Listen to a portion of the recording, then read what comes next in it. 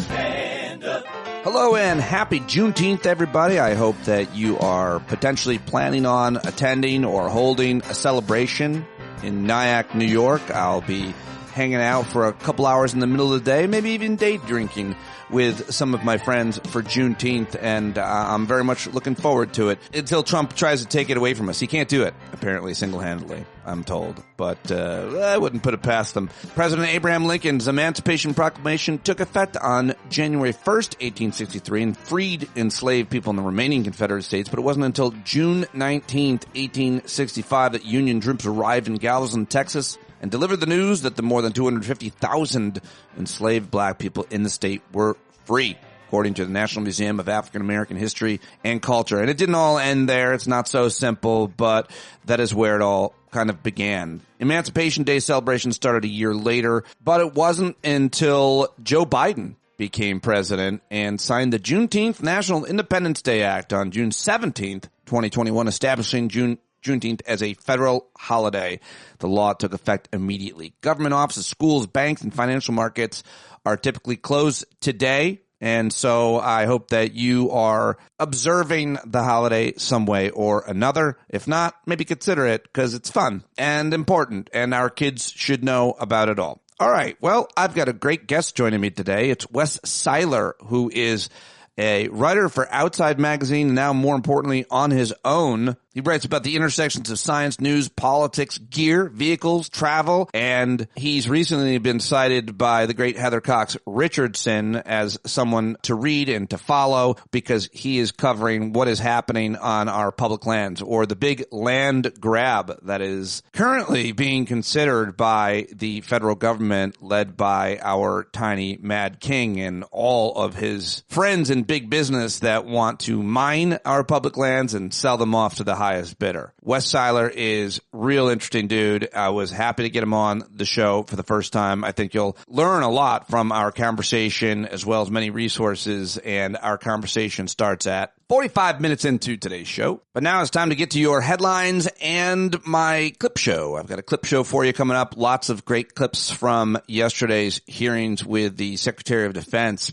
and ultimate DUI hire. It's Pete Hegseth was on the very hot seat yesterday, and I had to hand it to all of the Democratic senators who I saw questioning him. Great job. And I'll bring you a bunch of those clips in the clip show. But first, I've got your headlines. What was big yesterday, what was undercovered, what you need to know right now. And I can't do any of it without your support. Thank you very much, everybody who's got a paid subscription to Stand Up with Pete Dominick. You are the greatest. All right, let's get into it. Here are your headlines from yesterday. That would be June 18th up until early the 19th. That's how I do it.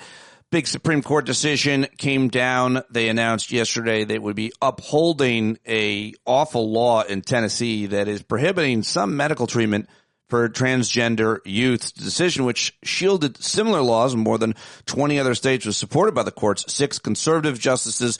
All 3 liberal justices dissented. Just because the ruling was predictable doesn't make it any less disappointing. The Supreme Court upheld Tennessee's ban on gender-affirming care for minors. And I want to learn a lot more about what that means and who is harmed by it. Also, in a related story, the Trump administration is shutting down the national LGBTQ youth suicide lifeline in 30 states. It's reprehensible. Rather, in 30 days, they're doing that. It's just disgusting. It's horrible. I don't even know how to think about that or to comprehend it. The Substance Abuse and Mental Health Services Administration announced Tuesday, that the 988 Suicide and Crisis Lifeline will no longer use its LGBTQ youth services, known as the Press 3 option.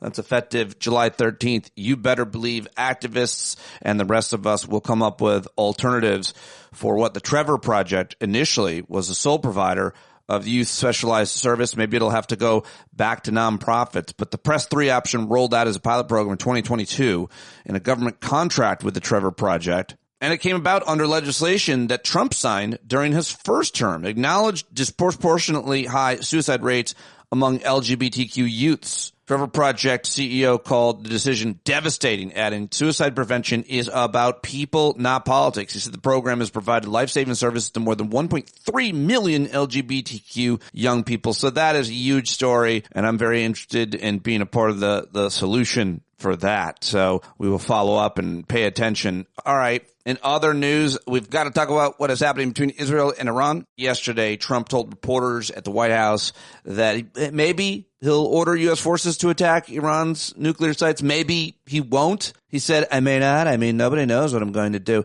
He doesn't know either, just to be clear. I mean, all the best experts who watch him the closest and understand how he works, and I don't think you have to be one to understand this, say he has no plans. From day to day, he has no idea what he is going to do. So it's anybody's best guess at this point, it would seem. He said, I can tell you this, Iran's got a lot of trouble. Later in the day, he told reporters, I'd like to make a final decision 1 second before. What? Jesus, he's confirming that now.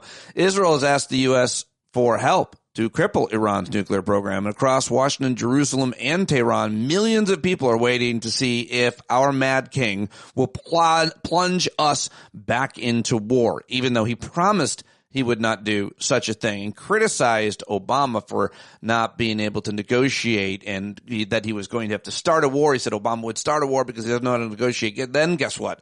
Obama, Jon Carroll, and a whole bunch of other people around the world, by the way, negotiated a deal that prevented Iran from getting a nuclear weapon for the whole time the deal was in place until Trump was elected the first time, tore up that deal, and immediately Iran started pursuing a weapon again. Trump blamed Iran's leaders for the violence. Why didn't you negotiate with me before all this death and destruction? You'd still have a country. He's always talking about whether or not people have a country, whether we have a country, whether they have a country. It's such a dumb, awful, stupid. The president's comments came after Iran's supreme leader, who's equally as awful, Ayatollah Ali Khamenei, rejected Trump's call for a surrender. Actually, you know what? At least the Ayatollah believes in something. At least he's got a set of principles. They're horrible, a lot of them. I mean, I'm sure some of them aren't, but a lot of them are really bad fundamentalists. Any religious fundamentalists are. Certainly this guy's, but he's more principled than Donald Trump. The Americans should know that any U.S. military intervention will undoubtedly be accompanied by irreparable damage, he said in his, generally speaking, empty threats when they come from Iran, who have been calling us the great Satan forever. So Israel launched new strikes on Tehran. Tehran launched new strikes on Israel. Trump's base is split, apparently, over the president's openness to join the fight. I'm not sure how split they are. That might be being overplayed by me and others. You know, thousands of Americans could be in Iran's direct line of fire. So this is a very, very important decision, and I hope to God that we don't have anything to do with this war, whether it be a few fighter jets or a few bunker buster missiles or anything else. I'm not for it myself. I'll look forward to hearing where you're at and what you think about all of this at tonight's Hangout. We'll be hosting Hangout tonight at 8 p.m. Should have mentioned that at the top. It is Thursday, so I hope to see you tonight at 8 p.m. at our Hangout. I generally don't mention, quote, new studies, because Dr. Jon Carroll and plenty of other researchers taught us that journalists don't really know how to write about, quote, new studies and whether or not they are good studies. But I did see the New York Times writing about this. I am fascinated with the issue, so I just thought I'd mention that this new study found that addictive use, not screen time, is putting youth at risk. Rising rates of suicidal behavior among children have alarmed American policymakers. Many blame the hours that children are spending glued to smartphones. But a new study which followed more than 4,000 adolescents concluded that screen time alone was not a significant risk. Instead, the researchers found children were at a higher risk when their use of technology became addictive. So I think they could be talking about video games and all kinds of different types of technology, not just the smartphone. The study was published on Wednesday in the medical journal JAMA. This article says that policymakers can address addiction by requiring technology companies to introduce age-appropriate design that limits features adolescents find difficult to resist. Apparently, the UK introduced that kind of code in 2020, and I'm not sure exactly how it's working, but I just read that, so I thought I would share that. Debates about screen time, by contrast, tend to put the onus on parents to limit their children's use of the platforms, a task that can be especially difficult for a single parent or lower income families, and all the rest of us too. I mean, it's not easy to get your kids off those phones, which is why you try to keep them off as long as you can, I think should be the effort, until they get their own, at least. I mean, sometimes you just want your kids to leave you alone and you hand them the screen. We all give up, but that is the effort. That is the effort. What else have I got for you? Well, the Fed made no change to interest rates, saying that economic uncertainty has diminished but remains elevated. A jury found this woman, Karen Reed, not guilty of murder and manslaughter in the death of her boyfriend. America true crime fans have been very focused on that story. Part of which is because her boyfriend was a Boston police officer. And so anyway, if you care about that kind of thing, you probably already know about it. Ukraine secured a $1.7 billion military support package from Canada at the Group of Seven. But the Middle East, of course, dominated those talks. A lot to say about what's happening at the Group of Seven. A new poll found that 38% of likely voters planned to rank Andrew Cuomo first on their mayoral ballots, compared with 27% for Zohran Mamdani. So I don't like that poll. I don't like Andrew Cuomo. I don't like him very much. Nearly half of Florida high schools start before 7:30 a.m., which is against pediatric recommendations, but lawmakers' attempt to start schools there later has fallen apart. I thought that was an interesting story to read. We should talk with our friend Andrew Spar about that. News on the lupus disease, a new cell therapy, a cutting-edge living drug for cancer that modifies immune cells to help them attack misbehaved ones, could help lupus patients. So I wanted to mention that because I think that sounds like good news in science and research. And here's more good news. After years of negotiations, the Dallas Cowboys cheerleaders received a 400% pay increase, a big jump for a job known for its low wages. The Senate handed the crypto industry a win. After weeks of stops and starts, Senate Republicans teamed up with a bloc of Democrats on Tuesday to pass a landmark cryptocurrency bill that would establish the first regulatory framework for issuers of stable coins, whatever that is. The vote on the Genius Act was 68-30, with 18 Democrats joining most Republicans in favor. Just two Republicans, Rand Paul of Kentucky, Josh Hawley of Missouri, they voted against it. And I see that the 16 Democrats who voted for it are getting a lot of grief, and I want to know more about that one. Remember the TikTok ban?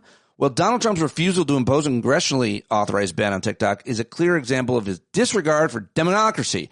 An American public disturbingly seems to be giving him a pass. The White House announced Tuesday that for the third time, Trump would unilaterally direct his Justice Department not to enforce a bipartisan law signed last year that identified TikTok as a national security threat and required that it be banned in the United States unless it was sold by its Chinese owners. Instead, Trump's decision allows the app to continue operating in the U.S. So all of that conversation, how can he do that? How about this? The demise of a bad idea, says Steve Bannon at Maddow blog. Texas has stopped putting new money toward building U.S.-Mexico border wall, shifting course after installing only a fraction of the hundreds of miles of potential barrier that Republican Governor Greg Abbott set out to construct 4 years ago. The halt in funding was first reported by the Texas Tribune, but state lawmakers this month approved a new Texas budget that does not include continued funding for the wall. The state has completed 65 miles of border wall since construction began. The Texas border, though, with Mexico is roughly 1,200 miles, and the wall has gone up at a slow pace as the state has navigated the drawn-out process of buying land, private land, and confronting local opposition in some places. And while the number of migrants has fallen dramatically this year, experts are saying, well, there was no need for it in the first place. But yeah, I guess Texas lawmakers didn't want to allocate the money for it, and that's why the wall is halted. Interesting story coming out of Texas and Texas Republicans. And former President Obama came out and made public comments. Well, it was actually at an event in Hartford, Connecticut. He was being interviewed by Heather Cox Richardson, and he warned on Tuesday that the current political climate isn't consistent with American democracy. He said it's consistent with autocracies, where we're not there yet completely, but I think we're dangerously close to normalizing behavior like that. If you follow regularly what is said by those who are in charge of the federal government right now, there's a weak commitment to what we understand understood, and not just my generation, at least since World War II, our understanding of how liberal democracy is supposed to work. That's what he told Heather Cox Richardson in the conversation. He also said that in 2020, one person won the election, and it wasn't the guy complaining about it. And that's just a fact, just like my inauguration had more people. I say that, by the way, not because I don't care, but facts are important. It's one of our major political parties. You have a whole bunch of people who know that's not true, but will pretend like it is, and that is dangerous. There's no audio yet that I've seen from this, or else I wouldn't be reading it, obviously, and it would be in the clip show. But I just wanted to mention that those are some of the comments that he made in Connecticut with Heather Cox Richardson yesterday. All right, those are the headlines that I've got for you right now. And, oh, wait, one more. The Lakers were sold. That's right. The Buss family that has owned the L.A. Lakers for, 30 years? Since 1979.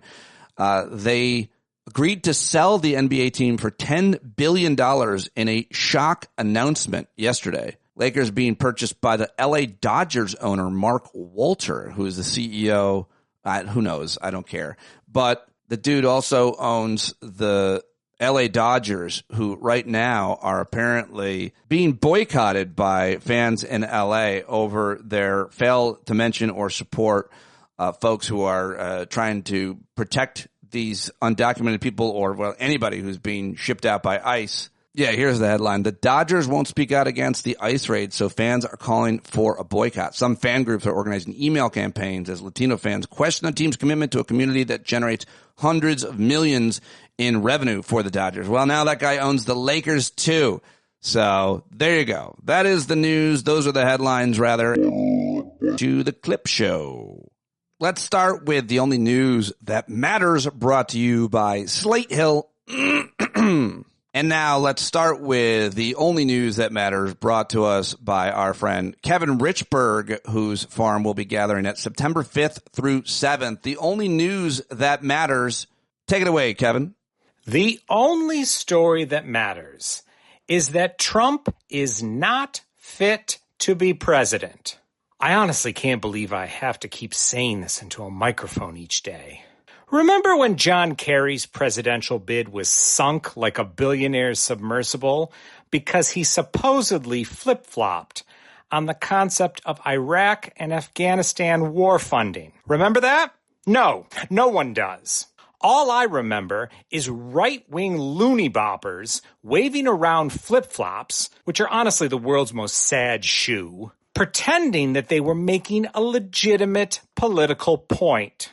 Trump, just in the last 2 weeks, has flip-flopped on tariffs, deportation of farm workers, deportations of hospitality workers, not participating in any new wars, bringing back unlawfully deported individuals, his undying licentious love for Elon Musk, his faith in his director of national intelligence, and his participation in the G7. That's just in the last 2 weeks. The only story that matters is that President Trump lacks any conviction of any kind on any subject. And according to the year 2004, when this condition was more important than anything else on the planet, that makes him totally and utterly unfit to be president. Yeah, well done, and apropos, that's funny, and apropos for the fact that Trump can't make a decision on whether or not he wants to just bomb another country. Going to wait till the last second. Well done, Kevin Richburg. Thank you very much. Looking forward to seeing him at tonight's Hangout. He's almost always there, and we love him and appreciate whenever he joins us. And hopefully you'll join all of us at his farm in Central New York, September 5th through 7th. If you want to learn more about that, there is information in the show notes today and every day. Okay, let's get on to some of the other clips I brought to the clip show, starting with, I got to play this one more clip if you haven't heard this. This is Tucker Carlson versus Ted Cruz, and I could listen to it 1,000 times, and I think I might want to go listen to, they talked for like 2 hours, and I'm told, my understanding is the whole thing was like this. Anyway, everybody's talking about this interview because Ted Cruz was so brutally humiliated and embarrassed by white nationalist, conspiracy theorist, criminal, I would argue, and pie-faced loser Tucker Carlson. it's interesting you're trying to derail my questions by calling me an anti-Semite, which you are. I did not. Of course you are. And rather than be honorable enough to say it right to my face, you are in a sleazy feline way implying it or just asking questions about the Jews. I'm not asking questions about the Jews. There's nothing to do with Jews or Judaism. It has to do with the foreign government. Isn't Israel controlling our foreign policy? That's not about the Jews? You said, I'm asking you. And by the way, you're the one that just called me, I think, a sleazy feline. So let's be clear. It's sleazy to imply that I'm an anti-Semite, which you just did. No, I just said, why is that the only question you're asking? You answer it. Give me another reason. If you're not an anti-Semite, give me another reason why the obsession is Israel. I am in no sense obsessed with Israel. We are on the brink of war with Iran. And so these are valid questions. But you're not asking about Iran or the Ayatollah. If I can finish, you asked me why I'm obsessed with Israel. Yep. 3 minutes after telling me that when you first ran for Congress, you elucidated one of your main goals, which is to defend Israel. Yes. And I'm the one who's obsessed with Israel. I don't see a lawmaker's job as defending the interests of a foreign government, period. Okay. Any government, including the ones that my ancestors come from. So that's does not make me an anti-Semite. And shame on you for suggesting otherwise. And I mean that. And that's low, and you know it's low. So why don't you just answer my questions I'll in a straightforward, rational way? You certainly have the IQ to do it.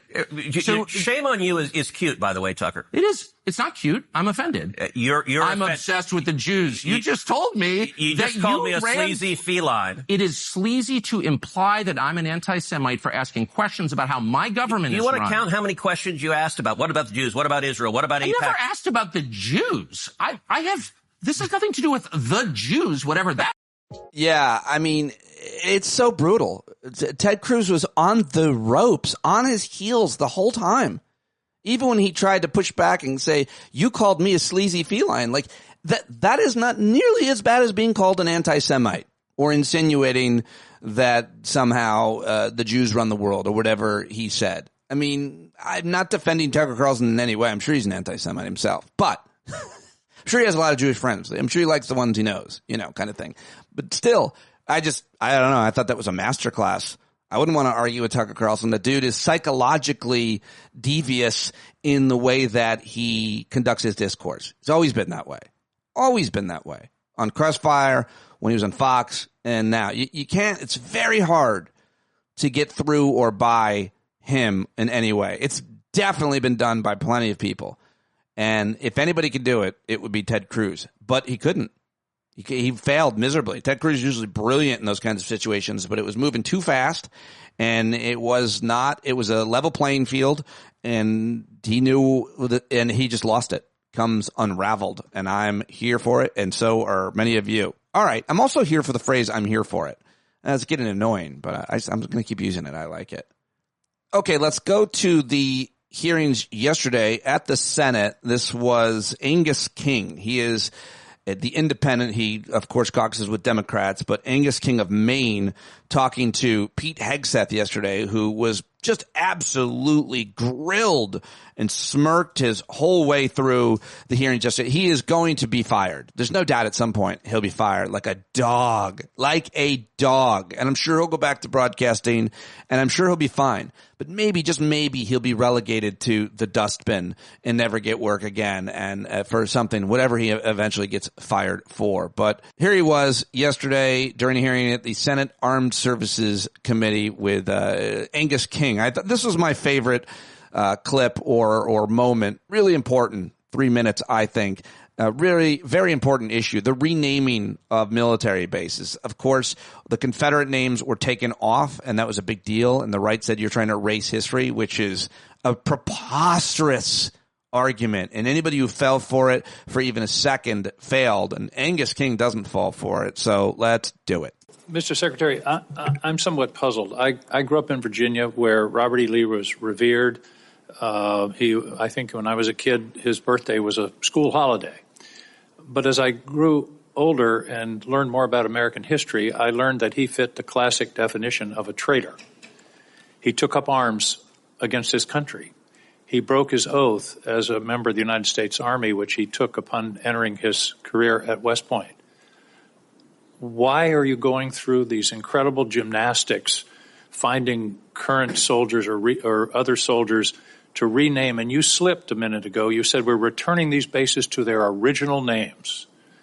Robert E. Lee, leading general of the Confederacy, Pickett, the other names. Why are you doing this? I don't understand what the motivation is to rename bases for people who took up arms against their country on behalf of slavery.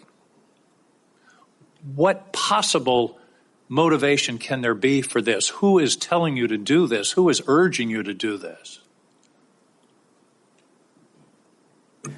Senator, the veterans and service members across the country who have deployed from Fort Bragg or Fort Benning or Fort Hood or Fort Pickett, there's a legacy, there's a connection to those bases and to those places, to what they trained for there, what they did for, and what they came home back to. That matters to them. Ask enough of them, as I do, all the time, before and later. And we recognize the service of those who were put into the replacement. No one's disputing that. I would never dispute that. What we're looking at is erasing history, erasing names, erasing base names that service members are tied to. Talk to people that serve at Bragg. Ask people that serve at Fort Bragg or Fort Benning if they like the fact that the names have been returned. And to a man and to a woman, they will tell you, thank God we're back to Fort Bragg, and thank God we're back. And thankfully, because so many men and women in this country have served, there's a Benning and a Bragg and a Pickett and a Hood has a Silver Star or a Medal of Honor that we could rename the base to because of the limits of what Congress allowed us to do. So this is something we've been proud to do, something that's important for the morale of the Army, and those communities appreciate that we've returned it back to what it was instead of trying to play this game of erasing names. We're not erasing history, Mr. Secretary. We're recognizing history and recognizing that mistakes have been made in this country. The greatest of all was the Civil War, where people took up arms against their country on behalf of the institution of slavery. And to continue the practice of recognizing those people and honoring them by the naming of these bases is, I believe, an insult to the people of the United States. Let me talk about. Yes. Yes. Amen. Well done. An insult to the people of the United States. It's also an insult to the families whose bases they were renamed after. Some of them were in the audience. The name that got ripped off the base, their family members were potentially in the audience. Here is Senator Tim Kaine of Virginia questioning Hegseth along the same lines, and I think as effective. Civil War. Why did you decide that these 4 patriots were not worthy enough to have their names on a base? Well, Senator, as you know, this was never about the names of the bases they were renamed to. So you don't challenge the worthiness. Restoring all bases to their original name, because we're not about erasing history. Okay, you don't care about their military record. You wanted to restore the Confederate names. When you called the Gregg family to tell them that their dad's name was no longer going to be on the base, what was their reaction? Senator, the Army notified them of that. You didn't call any of the families, and I've spoken with the families, and the families were called by the press. That's how they learned about this. They learned about it from the press. You didn't call the Barfoot family, the Gregg family, and you didn't call the Adams family. I told the families I'd ask you about this today. In fact, 2 of General Gregg's granddaughters, Avery and Sydney, are right here in the audience, and I want to ask you this as I close. While you announced that these brave men and women's names would be stripped from the Virginia bases, no orders to that effect have been received by the base commanders. In light of the patriotic service of Van Barfoot, Arthur Gregg, Charity Adams, and Mary Walker, I'd like to ask you simply not to issue the orders changing the names of these Virginia bases. These families, my Commonwealth, are very proud of these heroes, very satisfied with these names, and ask you not to change them. Will you honor these exemplary patriots and keep their worthy names in places on the bases they loved and where they served? Well, Senator, we very much thank and appreciate them for their service, and we'll find ways to recognize them, but the orders will soon be going to those bases to change the names back to the original name that never should have been changed. But you have the power to not send those orders. They haven't gone out yet, correct? Thank you. Senator, your time has expired. Senator. Wow. Somebody should have just gone off on him about Confederates and the Confederacy a little bit more, or a lot more. Get him on the record supporting these Confederate generals and making them sound like good men. Why on earth would you name a military base after a traitor, after a slave owner, after someone who slaughtered black folks and those who stood up to fight back for them. I mean, it's just so unbelievably horrific. I just want to make a huge deal of it. Any street, any park, any school, any town, any government building or non-government building. I mean, private citizens, you want to call your house or your boat the General Lee or your car? Go ahead. But I mean, naming military bases after Confederate leaders is fucking horrific. Full stop. Moving on. Let's check in with a veteran and hero who won all of the medals because she was flying a helicopter that went down in Iraq. And so nobody in the United States Senate has more credibility on the military and its doings and ongoings than Senator Tammy Duckworth. And she takes this dumb, arrogant son of a bitch to task in a way that almost nobody else did. I love it. You are blowing through money like my fellow cadets and I did in our First Liberty after basic camp. Luckily, I didn't end up with a questionable tattoo. Your failures, Mr. Secretary, since you've taken office has been staggering. You sent classified operational information over Signal to chest thump in front of your wife, who, by the way, has no security clearance, risking service member lives in the process. You blew the $1 billion fight against the Houthis, whom, again, as my colleague says, has no Navy, and yet you lost all of those aircraft. You've created such a hostile command environment that no one wants to serve as your chief of staff or work with you in other senior DoD leadership roles. But what we should all be talking about more than all of this is that you have an unjustified, un-American misuse of the military in American cities, pulling resources and attention away from core missions to the detriment of the country, the warfighters, and yes, the war fighting that you claim to love. I don't know if this is because you are too inexperienced and incompetent to understand the real threats facing our country, or if it's because you are just an unqualified yes man who can't tell the president how to keep Americans safe. You are focusing on renaming bases for Confederate generals. You said just now to Senator King that to a man and to a woman, we would rather be associated with the old Confederate names. Well, I am one of those women. I served at Fort Rucker, Alabama, a base that was named for a traitor who took arms against the United States of America, led troops who killed Americans. It was renamed for Mike Novosel, a Medal of Honor recipient, who in his citation for the Medal of Honor includes that he saved 29 American lives, to include hovering backwards in a helicopter towards an enemy bunker where a wounded American was laying and saved that person, including after being taken fire himself. I know a little something about what it takes to fly a helicopter when you've been hit by enemy fire. That was heroic. I'd rather be associated with Mike Novosel than a failed Confederate traitor. I don't know whether you are inexperienced or too incompetent, but I wonder when you will actually focus on our nation's warfighting mission. Yes. Whoo-wee.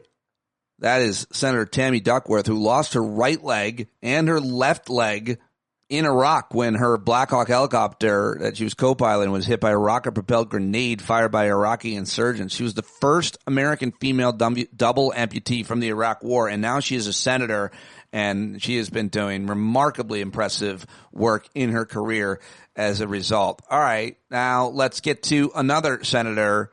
This is Jackie Rosen from Nevada, who went after Hegseth for promoting a known anti-Semite, a woman named Kingsley Wilson, to serve as the Pentagon's spokesperson, despite her history of spreading anti-Semitic conspiracy theories. Here is that.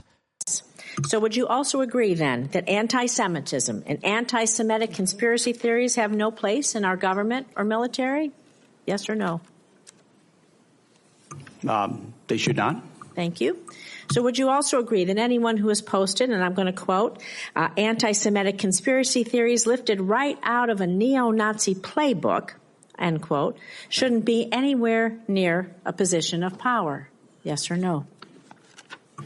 Since I don't believe the characterization of many officials in the news media, I would need to see precisely what's being characterized. But generally, would you not say that if we thought something was coming out of a neo-Nazi playbook, it doesn't have any place in our Department of Defense?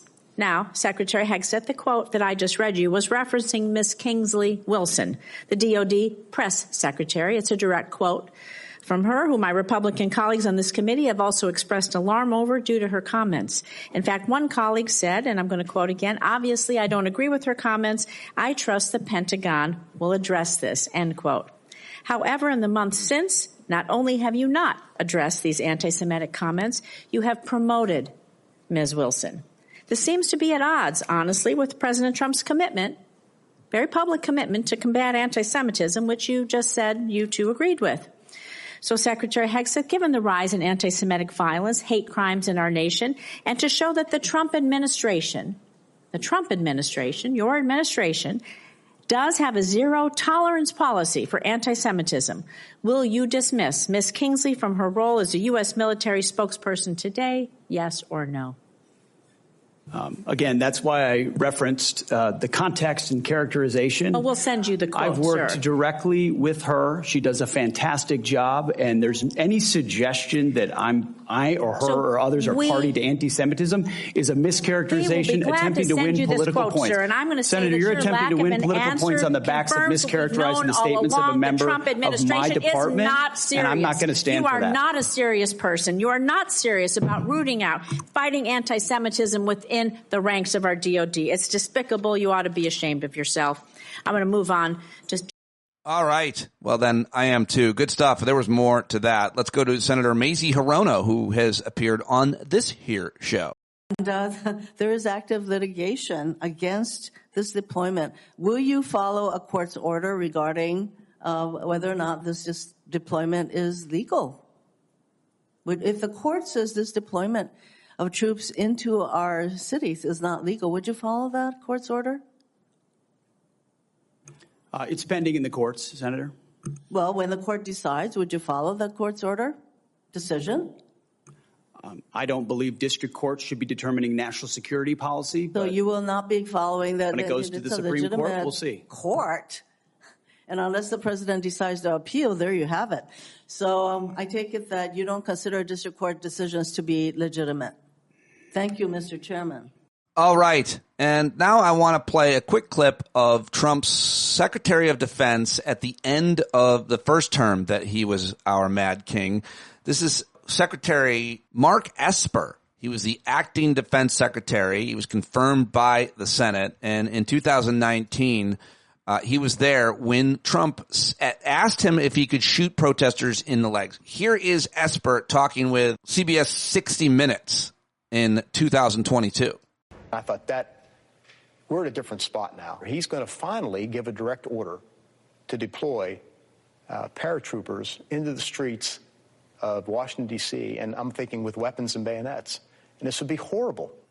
What specifically was he suggesting that the U.S. military should do to these protesters? He says, can't you just shoot them? Just shoot them in the legs or something.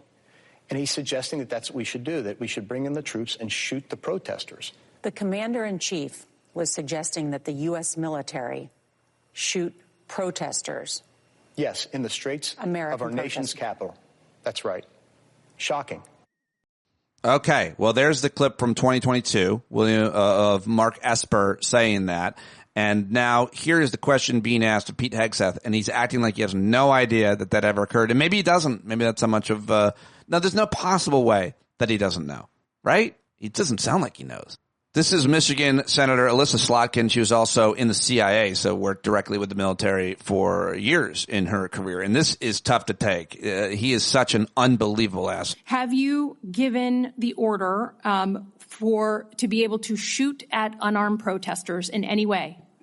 I'm just asking the question. Don't laugh. Like the whole country. And by the way, my colleagues across the aisle. What is that based on? What evidence would you have that an order like that has ever been given? Giving that order to your predecessor, to a Republican Secretary of Defense, who I give a lot of credit to because he didn't accept the order. He had more guts and balls than you because he said, I'm not going to send in the uniformed military to do something that I know in my gut isn't right. He was asked to shoot at their legs. He wrote that in his book. That's not hearsay.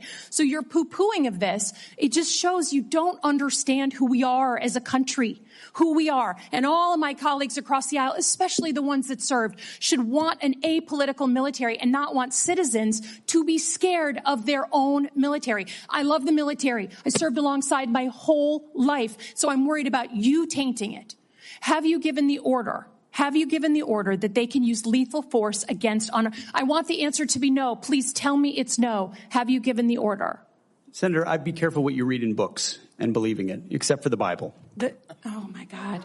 So your former predecessor, I guess that's not enough for you. Okay, on Iran. All right. Be careful what you read. Don't believe everything you read in books, except for the Bible. To me, that was the thing more than anything else that he said that was stupid. It was so stupid.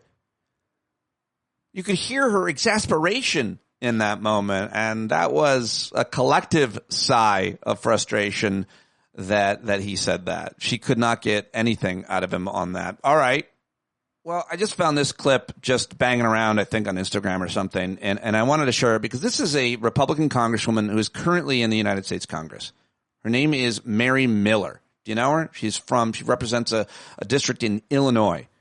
And in this clip, she's talking to she herself is a religious wackadoodle, and she's talking to an equally as wacky religious person, fundamentalist, anti-science person. And she says that climate change is a scam and that God controls the climate because he controls the sun and the sun controls the weather. Now, again, it's 2025. This is a Republican congresswoman, and, well, if I had to hear it, you do too. It's just a reminder as to where we're at with a lot of people. We're not being hyperbolic when we criticize and poke fun at these dangerous, dangerous beliefs in people who believe them. Climate change is a sham.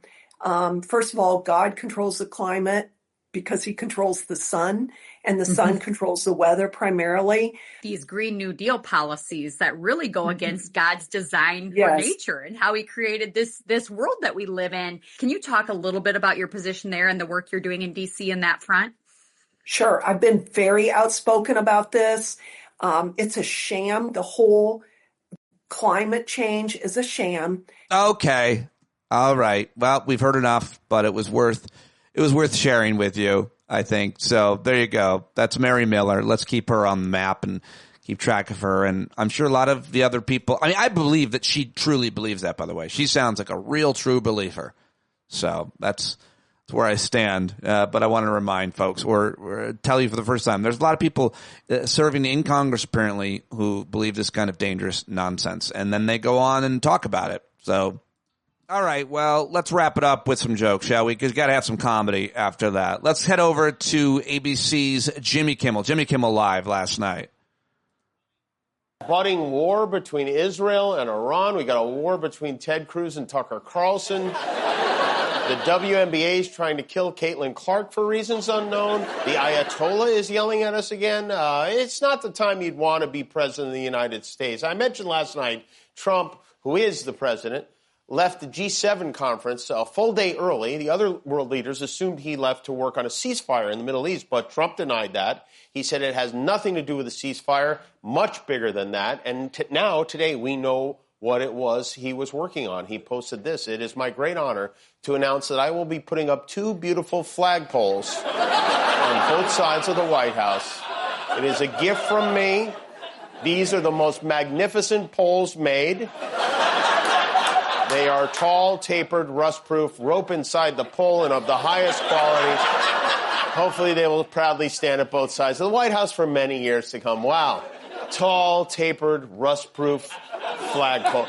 You know he must love him because it's the same way he describes his son Barron. As promised, His Majesty was out on the White House lawn this morning doing the important work of presiding over the planting of his magnificent poles. And to answer a question he has often asked himself about the White House, which is, why doesn't it have a flagpole from the grass? I've always said, why doesn't it have a flagpole from the grass? They call it a flagpole from the grass. They have a little one on top, very little one.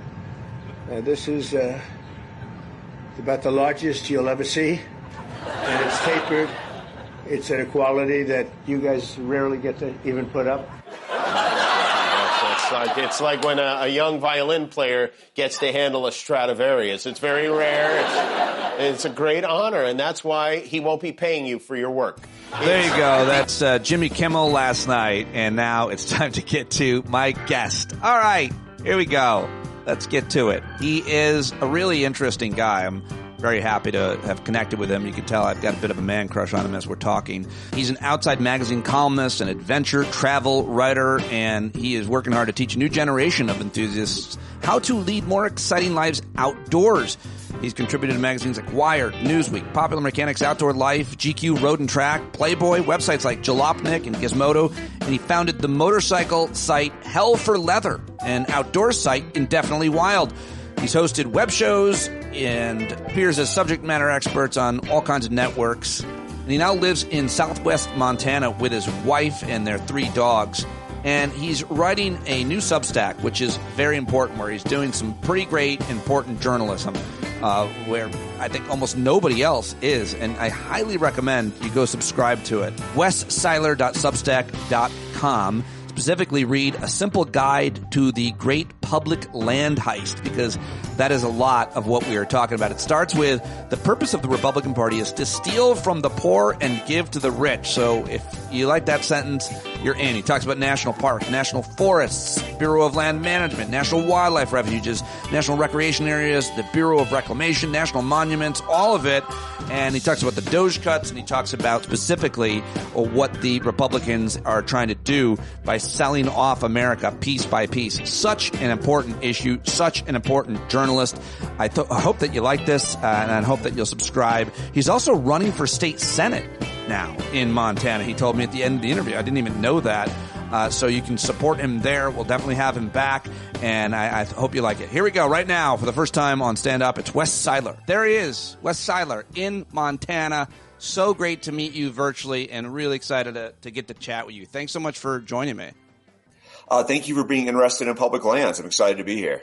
Yeah, man. I've been thinking about this stuff for a really long time. It was one of those, when I found your work, I was kind of surprised I hadn't been following and supporting it, and everybody should go and support Wes on Substack. I'm going to add this little this banner up so everybody can see the address. I don't know why it's on me and not you, but go subscribe to Wes's Substack. It's really good. But I've been thinking about and talking to people about conservation, environment, and public lands for a really long time. Mostly folks working in the federal government. Not as many journalists, but a few. But your work is vitally important, and aren't a lot of people doing it. So maybe describe a little bit about what you do. Yeah, so I didn't really set out to write about politics. I had a big career change, like in 2014. I used to do cars and motorcycles. I did a website called Jalopnik, did a motorcycle website called Hell for Leather. I never really set out to be a serious journalist. And I was sort of pivoting my career. I wanted to do more interesting, exciting stuff personally. And Brian Lamb, the guy who founded the Wirecutter and was the editor-in-chief of Gizmodo, was like, "Hey, do outdoor stuff. I love what you write about outdoors." And I was like, "Oh man, is that a career? Sure, I'll do that." And so I started doing it. I started, writing about going backpacking and taking my dogs hiking, going camping and stuff. And through that, became aware that hey, the places where I like to go outdoors are under attack, and people are trying to take them away. And well, that's fucked up. So I think the first political article I ever wrote was in 2015, and there was a House amendment to steal national forests or something. And you're like, well, hey man, don't steal my national forests. And I just sort of ran with that and took it from there. And it's been popular. It's created some change, and I feel good about that. That's awesome. That's awesome. I love to hear that it is popular and has created change. Back last year, the end of last year, was it? When you started your Substack, Heather Cox Richardson had you on her show and then just highlighted your work again. That must be a pretty amazing thing. She's the biggest person in all of Substack and one of the biggest journalists in the country. Yeah, my wife and I have been fans of Heather, since she's been doing Letters from an American. Yeah. I started my Substack in January after Outside, where I've written for the last decade, banned me from covering politics. Yeah. There's a whole story there. You can read about it in the New Yorker. But yeah, they banned me from covering politics. So I started my Substack as a place where I could write freely without corporate oversight. I had never spoken to Heather before. Obviously, we read her stuff every single day. And she just reached out and was like, hey, you want to get on the phone? And I was like, yes, Heather, I want to get on the phone. Wow. So it's just really flattering that she found me. And, it's been a huge help since, this project's been going 6 months now. I started taking it seriously in January. That's great, man. I'm so glad to hear that. I always wonder if there's enough demand to sustain one person, much less a few people on an issue, whether you do it at Substack or YouTube or everywhere. And this is such an important issue. It's like one of the top issues, and people just don't understand it. They don't think about it. They certainly take it for granted. And I guess I could say conservation and environmentalism in general, obviously, but specifically talking about public lands and the federal government's role and all the politics about it. There's just not enough journalism. I mean, what do you think about the amount of journalism or type of journalism there is to cover it? Because if you can't write about it in Outside Magazine, which I'm looking forward to reading about what happened there, then where do you get it published that anyone can see it? Independent journalism and all these new platforms have created opportunities, but what's the scope of people doing what you're doing? There's really not much. I mean, I can name a bunch of other writers that do a great job, but nobody has this huge platform anymore. I've pitched articles about this stuff to the New York Times, the Washington Post, all that stuff with no interest whatsoever, and it's one of those topics that I think people in the mainstream media world look at and kind of feel like it gets lost in the weeds, but it's something that touches all of us. If you are going hiking or camping or hunting or off-roading or just want to see a pretty animal or a bird, you're relying on public lands for that. Even if you're not doing those things, just if you want clean air, clean water, abundant biodiversity, public lands are the reservoir from which all those things are drawn nationwide. So even if you see a deer on private land, the biodiversity ecosystem and healthy genetics that make that deer's life possible come from our nation's unique and abundant public land system.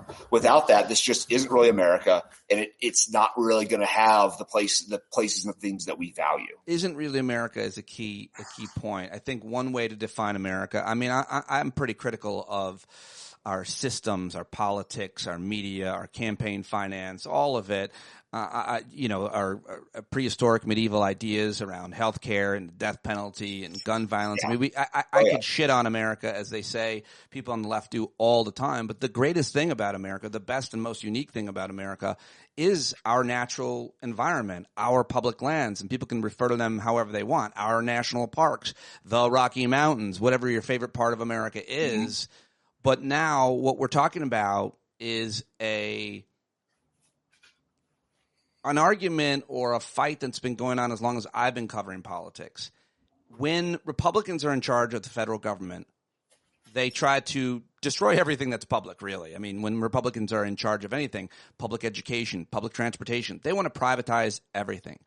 But when Republicans are in charge of the federal government and they're in charge of all the agencies that start with the Department of Interior or whatever you want to say, which all about these, they have always tried to sell that land for mining and development, building housing, et cetera. Talk to me about your understanding of this fight and what happens when Republicans take charge of the federal government at agencies like the Bureau of Land Management and elsewhere. And I mean, now it's so much worse because of DOGE and the cuts that have already been made, which you've documented so well at your Substack, which if people aren't subscribed to, they hate America, I would say. Mm-hmm. I would say you hate America if you don't subscribe to Wes's Substack. So if I can jump in there, as liberals, you and I might be critical of America sometimes, but that's because you and I are invested in the process of building a more perfect union. Yeah. Right. Yeah. And so analyzing the problems and analyzing is how we get to the solutions. Yeah. Right. Republicans are not invested in that process. Republicans are trying to destroy America in their current form. The Republican Party, as it exists today, the purpose of it is to steal from the poor and give to the rich. They're like reverse Robin Hood, right?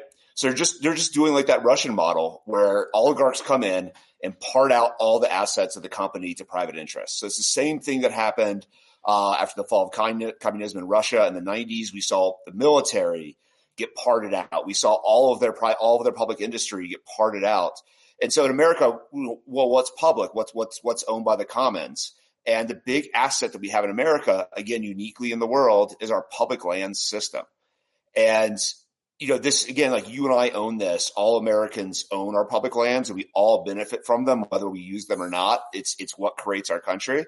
And that has trillions and hundreds of trillions of dollars of value if you were ever try to attach, some economic value to it.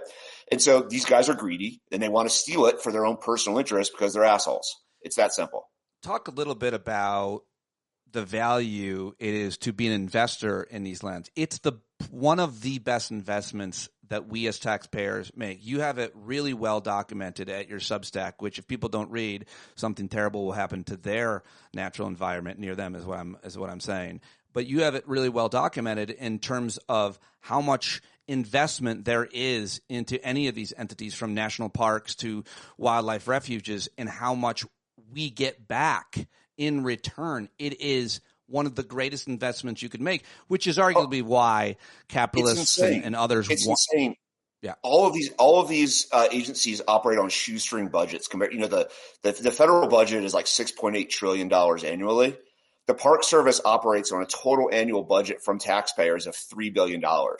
That's 0.04% of the federal budget. It's less than like a fighter plane.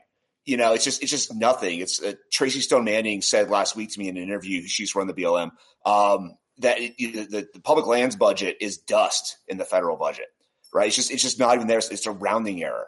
But you look at the return that we get from that. We put $3 billion a year as taxpayers into the Park Service, and we get $55 billion of economic activity from that. The Bureau of Land Management, the most like undertold manager of public land, and also the largest in this country. Every dollar we invest in the BLM, we net as taxpayers $194 of economic activity. Like these investments are major economic drivers, and they're too small. Any messages that the government, as it relates to these agencies, is not efficient or is a waste of money or that we can't afford to own these lands is wrong. This is enormously profitable. So again, even if you're not going out and going on a free camping trip or, going hunting and accessing, that kind of thing is normal working America that we can uniquely do in this country and go kill something like that for not that much money.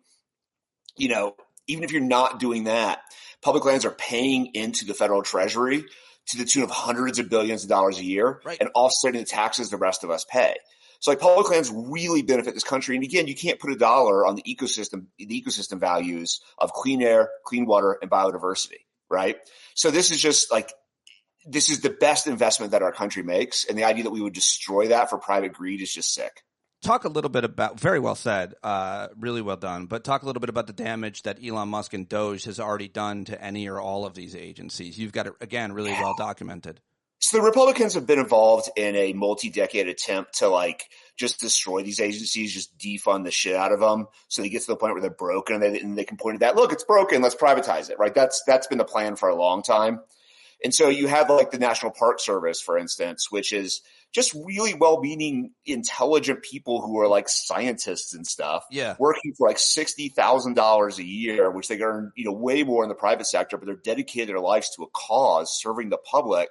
And so they're already underfunded, they're already understaffed. And then you had Elon Musk show up earlier this year and basically cause, through various reductions in force or early retirements or forced remote emails or just bullying or whatever, caused 16.5% of the Park Service staff to leave. And, you can imagine the parks and all other forms of public land are already understaffed, already operating on a shoestring. You go visit any national park right now, you're going to hit a pothole, you're going to pop your tire, you're going to find an overflowing toilet. It was already like that. And so now this is going to be made worse. And now there's intention to take that already worse that Musk created and take it further. And so Doug Burgum, the real estate billionaire that Trump tapped to run the Department of Interior, he issued an order a couple months ago that said everything in a national park has to remain open. You can't close it. So these parks are now massively understaffed and massively under budgeted. And if they have a trail or a parking lot or a road or a feature that's not safe to use to the visitors, or that the visitors are damaging because the park doesn't have the staff to protect it or educate people well enough, they can't close that anymore without Burgum's personal approval, which is insane. So everything in parks is open right now, and there's no staff. And so a really good analogy for like the kind of damage that's going to be done is like previous government shutdowns, like the one that ran 2018, 2019 during the first Trump administration. I think it was like 32 days long or something, 35 days. Yeah. And they ordered that the parks stay open, but they furloughed like 95% of the staff or something. Just like, and we all remember the news stories and the headlines from that time about all the damage that was caused. And it was like, toilets overflowed into water systems, polluting them for years. Infrastructure was broken. People died. It was terrible. It was terrible for the parks. And so we're seeing that less severely, but happening more slowly over a longer period of time this summer, as these parks are just losing staff and just shedding staff, while everything is ordered to remain open. And it's just like a sick, twisted attempt to destroy our national parks. And that's just national parks. Yeah. The same, similar stuff is happening on BLM land, on Forest Service land, and wildlife refuges. The Army Corps of Engineers, which operates like recreational lake shores across America, can't afford staff to keep them all open this summer. And so privately, like small economies near lakes are suffering because people can't visit them. So if you're just some guy who sells night crawlers, a summer fisherman, near one of those lakes, man, you were out of a job this summer. I've read some stories. The effects of this are so significant and so widespread, it's hard to sort of put your hands around all of it at once. Yeah, I heard some story about some park in Pennsylvania where the surrounding community makes so much money because people come there and go camping, and they come in the general store and all the other places to buy the bullshit that we all buy on our camping trip, and or whatever we need, and they're losing tremendous amounts of money. I mean, that's, and we're just talking about parks and recreation, as you mentioned. There's a whole bunch more there. I feel like this kind of got really put on the map the last few days, and certainly your journalism has helped cover it. But the Senate bill, the Senate budget recreation package, has something in it. This is the big, bad, beautiful bill that the House sent to the Senate. And it has an amendment by two Republican senators, one from Utah, one from Montana, Steve Daines from Montana, and the newly even more hated Mike Lee from Utah.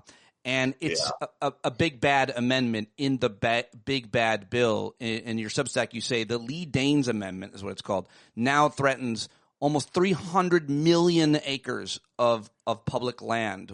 Tell us about why this is so important. And, of course, obviously, as you're hearing Wes saying this and it's enraging you, you can do something. You absolutely can do something. We'll talk a little bit about it, obviously, but Wes always includes the things you can do and who you can call, again, in his Substack post. So it's really important journalism and activism. Go ahead and tell us about Lee Daines. We should call it something worse than Lee Daines Amendment. I think we should call it the Lee Daines Amendment because it puts their names in it and holds them responsible, and those guys are ultimately accountable to voters, which is what you can do about it. Stop voting for fucking Republicans. Yeah, right? But the Lee Daines Land Destruction Amendment, like something we need something. I love that. The Lee Daines Land Grab Amendment. There you go. Yeah, it plays in the whole Western nature of this. There you go. So what's going on is they're trying to steal our land. Like you mentioned, this is being done under budget reconciliation. So they have a goal from Trump to cut taxes on billionaires because it's budget reconciliation. Anything that adds to the deficit has to be matched by equivalent savings or new revenue. So they're trying to find new revenue by selling off billions of dollars, millions of acres of public land. And now there's a lot of nuance to this bill. It's still being written and it's going back and forth a little bit. So we should clarify some terms here. For this budget, for financial year 2026, what they're doing is they want to sell off between 0.5 and 0.75% of the total acreage of BLM and national forest lands. But that total acreage has to exclude any land in Montana because Daines is from Montana and that's his pound of flesh because he's trying to lie to voters here about his efforts to steal your lands. It's really fucked up. And then there's carve outs for like any forms of protected land, like on that BLM or Forest Service land. So national monument or some other forms are excluded. And running it creates a relatively complicated formula, and there's some different maths that have arrived at an effort to create a total of what they're trying to sell. For financial year 2026, for this budget, it looks like they're trying to insert language that would mandate the sale of between 2 and 3.3 million acres of BLM and national forest, right? Now, I'm talking about a larger total. I'm talking about, in the stories of my Substack, talking about 295 million acres. And the way that we get there is, again, running this formula for lands that they're trying to authorize for sale as part of some future budget. We get to that larger total. So this year for this budget, we're only going to see, which has never happened before, and entirely unprecedented and terrible, up to 3.3 million acres of sales. But the problem is this isn't just a budget. This is congressional legislation. It changes the law. And so what the language does is it exempts the lands under their formula from Federal Land Public Management Act protections in the future. It carves them out of that. And so it makes them available for sale to create funds in future budgets. And now, because this is budget reconciliation and we're introducing land sales as a measure to offset deficit and offset deficit increases, and at the same time, this stupid fucking bill is going to add $3.4 trillion to the federal deficit and increase annual interest payments by $550 billion over what they already are. We're creating further problems for lawmakers in the future, even if, say, Democrats take control of Congress again or take control of the White House.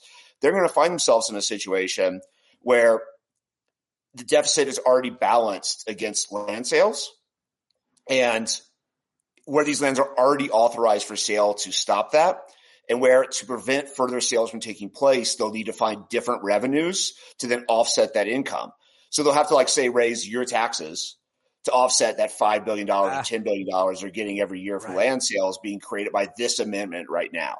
And so that's the danger and that's the risk. I know there's nuance there. I know it's difficult within the 295 million acre headline to get back to the fact that this is something that could roll out in the future over time, and that there's precedent and also sort of legal groundwork being established here that could essentially decimate our entire public land system. But this year, again, it's up to 3.3 million acres. But this bill creates that structure under which the rest of that 295 million acres could then be threatened or sold for future budgets. And it makes that likely, again, by adding so much to the deficit, reducing FLPMA protections or eliminating them for these lands and identifying these lands for sale, and creating a structure in which ongoing funding is drawn from public land sales. Oh, man. Really well explained again. And what an insidious plan. It is. And I think this has been something that's been really hard for people to get their heads around. It's total insider baseball, but I'm dealing with some infighting between different conservation orgs over here over the totals and what's actually written in the bill and stuff. And you just sort of think to yourself, man, people can't really read policy, and that's frustrating. Yeah. And then there's that cattiness between conservation organizations where you're guys, we're all on the same team. It doesn't matter if the Wilderness Society got a bigger headline this week than, the Outdoor Recreation Roundtable, just I clap. I promise you, the logging industry, states, and companies are arguing less potentially than the conservation organizations. I mean, the idea. Yes, it's really important to try to understand the different special interests that have been lobbying for these lands forever, and understand how they're lobbying, what it looks like. And we can get into the nitty gritty of campaign finance, and that's not changing anytime soon. But whether it be the logging industry or the mining industry or the real estate industry, whatever it is, investors and developers have wanted this land for their own profits forever. And their lobbies are very strong and obviously very well funded. On the other side, you've got these environmental and conservation organizations that, they've got some wealthy investors and endowments and so on throughout, but they're not. It's always been harder to compare, these two special interests. And when you're talking about who they're protecting, it's the habitat, it's the creatures and the critters. That's their lobbyist, and we're not that strong. We're not that strong. I wrote this article years ago, during the Obama administration, basically arguing that hey, look at oil and gas. These guys are really good at politics. Yeah. They buy off politicians. They fight dirty. Then here we are, as Patagonia and REI and 1,000 mom and pops that are all trying to do stuff that we feel is more ethical. And it's dude, don't play nice. Play to win, right? Save these places. Let's buy off politicians. Let's bribe them. And there's a clear plan for how to do that. Have you heard about the crazy mountain land swap here in Montana? Nope. So there's a private members club in Big Sky called the Yellowstone Club. you have to like show 25 million cash to be considered for membership. And then you're buying like a $50 million house to like get a house there. Members are like Justin Timberlake, Tom Brady, Bill Gates, various Saudi royals, that kind of thing. They did one ski resort and one privatized mountain they got illegally 20 years ago wasn't good enough for them.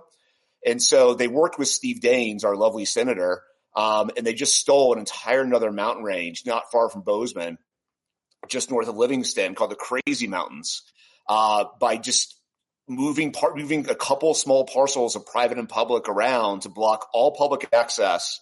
And the entire mountain range is now entirely privatized, and they're going to build a private ski resort just for Justin Timberlake there. And it's like the most undertold story nationally. It's just just for Justin Timberlake. Come on. Yeah, just for Justin Timberlake. No. It's wild. No, it's not just for Justin Timberlake. You're being sarcastic. It's for Tom Brady too. It'll just be Tom Brady and Justin Timberlake holding hands, skiing on their entire private mountain range. I think that you are fighting that kind of dirty the way that you think we need to, and I'm fine with me, man. That is fine. I'm looking it up right now. I mean, the Crazy Mountain Range. There's actually a good amount of journalism on this land grab. There's a ton. And so again, it was the same guy that's trying to steal this 295 million acres of public land right now. It's Steve Daines, our senator here in Montana, and he just stole a mountain range from us personally. Now he's trying to steal public lands for all Americans. These guys have a track record. This is all they do. These are bad people. They lie through their teeth. We just need to stop electing people like this. God, I am the fucking worst, because for at least 2 seconds when you described that, because I'm a big skier snowboarder, I was like, how do I get into it? You got $25 million cash to show to be considered for membership? I wasn't being absurdly unrealistic, like I will ever have that kind of money. I was thinking more like, whose skis do I got to wax to, what do I barter to get a run? I'm a monster. That is a really important issue that I did not know about. I really appreciate you bringing that to my attention. All right. I want to keep talking, but I'll let you go. 2 more quick questions. What do we do? What is your suggestion as to what people should do? I read last night, I hope this is true, that J.D. Vance was talking to a bunch of Republican senators, and he basically, I don't know if there's other reporting on this, I hope it's true, that they're kicking the goal to pass the bill out of the Senate to August. And the deadline was July 4th. But what that said to me was that they need more time. And what it also said to me is that we have more time to do everything we can to tell everybody what is in this bill, and almost not take a day off between then and now, which is hard to say during summer. But that would be great. So what are you suggesting that folks do? So there's a bunch of stuff, and I'll try to get through this as quickly as possible. One, the further we move this bill into the future, we have to remember that Donald Trump is a lame duck, and every single day his power disappears slowly as all of these senators and all of these congressmen look towards the midterms. And now the guys invested in these lands bills, they are vulnerable politically in the upcoming midterms. Ryan Zinke, who somehow was given credit for pulling the 500,000 acres that the House inserted out of that budget before it went to the Senate, is hugely vulnerable during the midterms up here. He was the super corrupt Interior Secretary under Trump. He actually got fired by Trump for corruption, which is pretty freaking impressive. He's terrible. He lied about his military career, lied about his military record. He stole taxpayer funds when he was in the Navy to fix up his house. He got kicked out of the DOI for doing some penny grifting land deal with Halliburton to incrementally increase the value of that same house. Meanwhile, he lives in Santa Barbara, not even in Montana. The guy's just a piece of shit. Oh yeah, real piece of shit. Our mutual friend Ryan Bussey is running against him for that midterm, and Ryan's a great candidate, and we should vote him in. So that's one thing you can do is vote for Ryan Bussey. You got it. We'll have him on soon. Right. The other thing we can do is make all the rest of these assholes feel as vulnerable as Ryan Zinke. Just call them, call their office, advocate against them, go stand outside their freaking office, donate to their opponents, amplify this stuff on social media, make ourselves heard that we do not want any public land sold, not a single acre, right? Not a single acre of public lands can go because it creates precedent, and we need every single one to protect the future of our natural spaces here in America. So threaten the careers of these senators. Make them run scared, and they will take this out of the package. We saw that happen in the House. It can happen in the Senate too, right? Now, this is not the only threat to public lands taking place. while this Senate bill is going through, we are also looking at efforts from the Trump administration to break the Park Service and sell the Park Service off. Right. We're seeing attacks on the Antiquities Act everywhere from DOJ to SCOTUS to Donald Trump. We're seeing lots of stuff take place. We really, really, really need to be successful in these upcoming midterms. We need to get these assholes out of power, running scared, and out of U.S. politics, until the end of time. If all of us work together, we can do that. And in the meantime, just working that direction will hopefully scare them enough that they won't do this land sale in the short term. Really well done. We need some language. I'm sure many of those organizations have come up with it, what you say when you call or write, and maybe you and I should come up with something very It's really straightforward. All you have to say is no public land sale, not a single acre. Fuck you. Say that on the phone. I love this. I love this guy. I'm falling in love. The other thing that we can all do, and this is really powerful, and again, there's precedent for this, is remember we're talking about selling stuff. We're talking about privatizing the National Park Service. We're talking about creating oil and gas leases and timber sales on places where they shouldn't be, or building new mines in places that pollute, pristine wilderness areas. On the other side of that equation, one side is the government, which is not currently doing a good job of listening to us. The other side is private corporations. And private corporations have shareholders. Private corporations need to get insurance. Private corporations need to borrow money from financial institutions. Private corporations are sensitive to their public image, right? And so if we deny those projects taking place through this theft of our public lands, we deny them regulatory certainty by threatening these supporting politicians that will pull these permits in the future. If we deny them legal certainty by funding lawsuits from conservation orgs challenging this stuff in court, if we deny them social certainty by boycotts and campaigns and protests, that we can convince these private corporations that there's better investments and better uses of their money elsewhere. So go do their fucking dirty work there, not here in America, not on our public lands. Love it. Right? Is there a list of those kinds of companies? Yeah, if you go on my Substack and look at the plan to beat Donald Trump on public lands, I've got the whole thing laid out there. Dude, you're a national treasure. Your work is really, really important. The work you're doing is vitally important. I'm glad that you're out there doing it, and you can't do it without people's support. People should go subscribe, sign up for a paid subscription, and then you'll learn more, and you'll have all these resources that Wes is working really hard to publish on a regular basis and share his work and tell more people about it. And I will definitely reach out to you again for sure. And I probably will apply for friendship. I'm feeling. So I do it from time to time with guests. I bring them in and I slowly just ingratiate myself somehow to them. Well, coming out to Montana, you, me, and Ryan will go catch a fish. I'll definitely fish with you. You guys both hunt. You bow hunt, right? Yeah, I do all the things. You do. So, and as does Ryan. So, if it's got food I can eat on its bones or a nice trophy I can create, I want to be out there hunting it. That helps, again, support that natural environment through funding. Hunters are what supports wildlife conservation. What's the most dangerous situation you've been in the outdoors? Any near death? Question. Probably my former career doing motorcycles was pretty dangerous. Yeah, I was reading about that. Did you give up on riding motorcycles when you stopped? I don't ride that much anymore. I have 2 bikes in my garage right now. I had a business in that space, a popular motorcycle blog that was stolen by some business partners, and it just it created just really bad feelings for me. And so I find it hard to separate the joy of riding a motorcycle from memories of having my business stolen and my life destroyed by a bunch of assholes. I'm sorry for laughing, but that's just the way that you said it is. I get it now. We won't even talk about it anymore. But those were the near death. Yeah, motorcycle riding is it's so cool. I really desperately want to ride across the country. But yeah, I would definitely kill myself, I'm sure. But you never frozen to death or got attacked by a grizzly or anything? That bear, I shot that at 220 yards. Got a 1-shot kill on it, but even a perfect shot in a hunting situation doesn't result in an immediate death. So it charged us, and I could not get a follow-up shot on it, before it passed.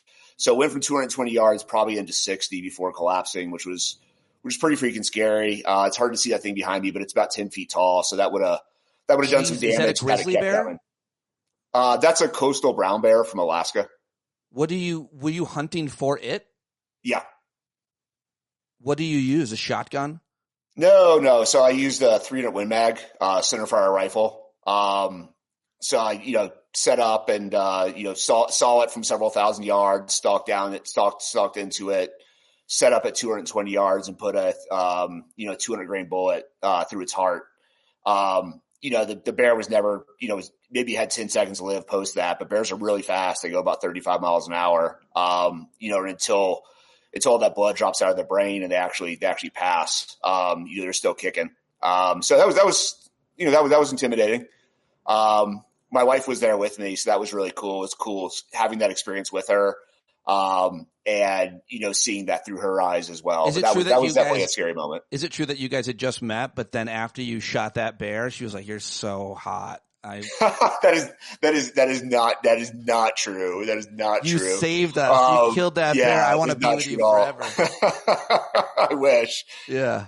That's awesome, dude. I really look forward to catching up and reading all the rest of your stuff, learning from you, and of course, site to support your Substack. Everybody else, go support him right now and do everything we can to save our public lands. Great work, Wes. Thank you so much for joining me. I really appreciate having me on. And just one more quick message. If you want to upgrade to a paid subscription on that Substack, it really helps me. I'm not able to write about politics or these issues at all for any mainstream outlets anymore. I've been banned from writing about it for outside. Support my work, please, so I can keep doing it. That's one of the most important things we can do right now in our political moment is support independent journalism. There's a lot of people on Substack. I'm on Patreon. There's a lot of people doing, similar work that are great journalists. I mean, I don't know how much money I spend on supporting independent journalism, but a guy like you, there's just not too many people doing it, and the way that you're doing it unrestrained. So it's a really good investment. I highly recommend it, and regular listeners know I don't go this overboard for many people. Yeah. So absolutely get a paid subscription. Go do it right now. It's one of the best donations or subscriptions you could make. I mean, you talk about a lot of people subscribe to these conservative or rather conservation organizations, environmental organizations that do great work and they fund lawsuits and so on. But there's not enough journalism in your style and the way that you're covering it. Clearly, you got some good sources. So I hope people go support it. We can't do anything about any of these issues if we don't know about them. And one of the most important functions of journalism is also to change minds. That's something that I pride myself on. I have a history of changing minds in this space. That's also why I'm running for political office here in Montana. I'm running for state senate in the 2026 elections for the seat here in downtown Bozeman. I had no idea. Yeah. So I'm going to call you up and ask you for $450 in the very near future. Well, I mean, listen, there's a lot more that I could do than money probably and bundling it. I mean, it's really important, and that's an important state. Maybe I'll come out and give a rally speech. I'll warm up the crowd for you. I'm good at that. Yeah, come out and help me knock on doors. I will definitely do that. Because we got to get people on our side. We got to get these crazies out of our legislature, and we got to beat the ones that are still there. We need to get legislation through. We need to stop the hatred. We need to stop the disinformation. We need to stop the lies. We need to stop the theft. Do you think things are changing in Montana for Democrats? Montana is not a red state. It never has been. Montana has one of the oldest histories of workers' rights and kicking rich people out of here of any state in America. We had a Democratic governor until 4 years ago. Yeah. My friend Steve Bullock, Jon Tester was one of the most effective senators before Tim Sheehy showed up with, a whole bunch of his own money and kicked him out. Yeah, I mean, that's what I mean. I just can't believe that Greg Gianforte won and that Jon Tester lost and that Ryan lost. What's going on? I understand a little bit about the history of Montana and the interest there. There's not that many people, but, many big cities or towns, obviously. But I'm just confused. I don't know the politics, I guess. Yeah, we're the fourth largest state and we only have 1.1 million people. The history of politics in Montana is basically that a bunch of big money people showed up, act like jerks. We threw them out eventually, and we were cool for 9 decades.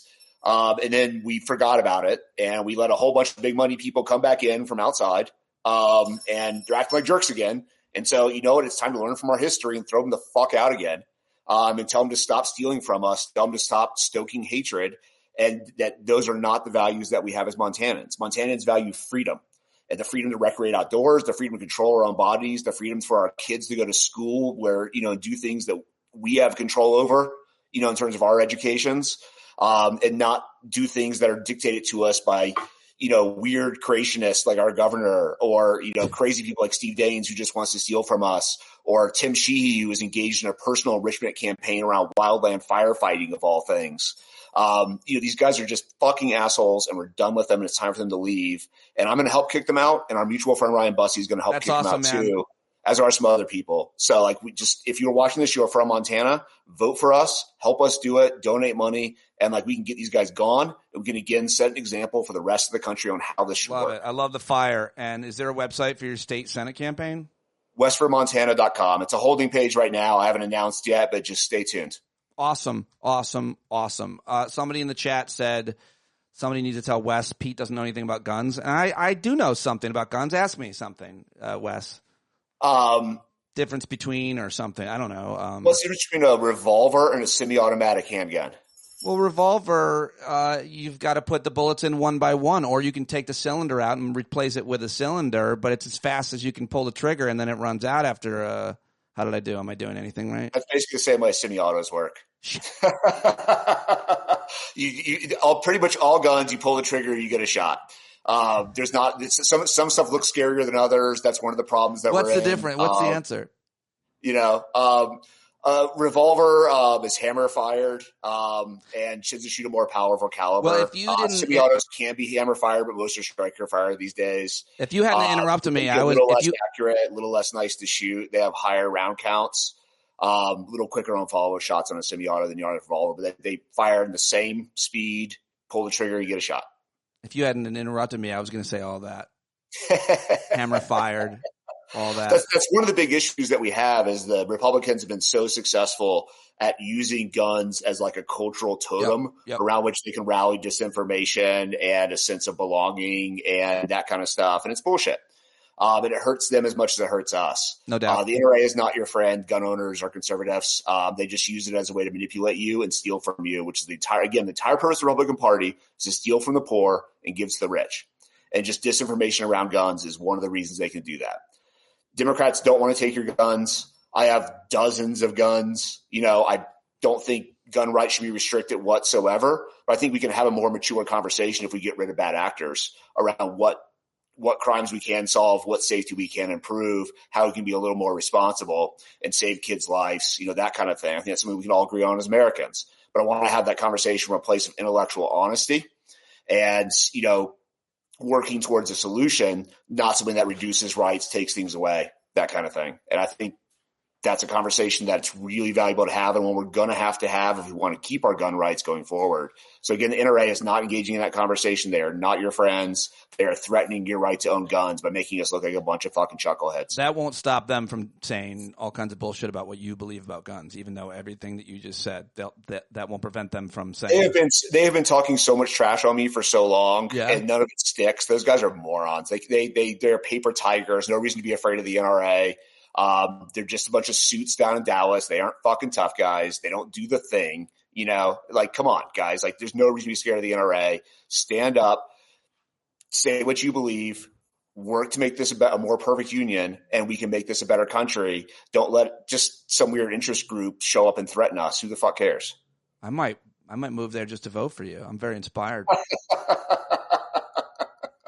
The NRA threatens our freedom to own guns. Again, they don't work for gun rights. They just use them as an interest for advancing conservative politics. And if we make guns an enemy of half the country, then in the future, when that other half of the country is in charge, we stand to have our gun rights lost. I sometimes think that they're a cohesive argument that makes guns relevant to modern America.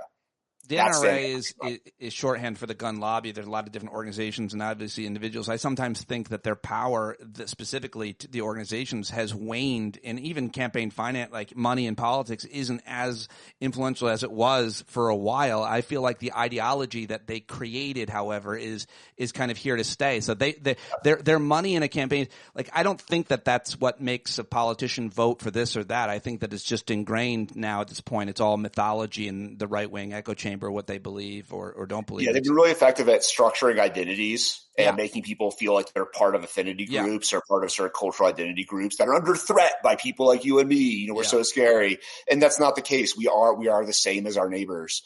We have the same interests. We all want financial success. We all want freedom. We all want, to go to the hospital and not go bankrupt. We want our kids to get a good education, and that's about it. right? And making those things look really complicated just breaks the system. And making people look like your fellow Americans look like your enemies just breaks the system. Nobody's your enemy. We all agree. Let's just actually sit down and make this a better country instead of just working against each other.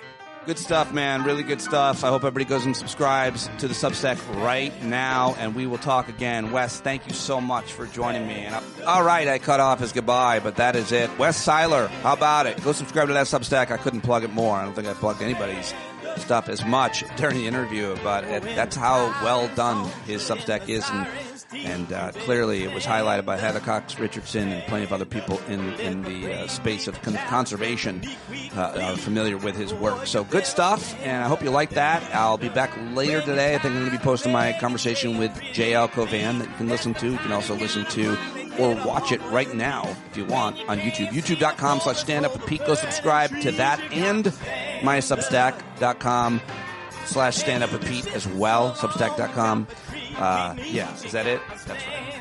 Thank you, Bumblebees, for listening to the show today all the way to the end. You guys are the best. Thank you to everybody with a paid subscription. If you haven't, please sign up right now, and I hope to see you at tonight's Hangout. Jon Carroll taking us out as he does every day. Go download his new album. Happy Juneteenth, everybody. Get out there and celebrate.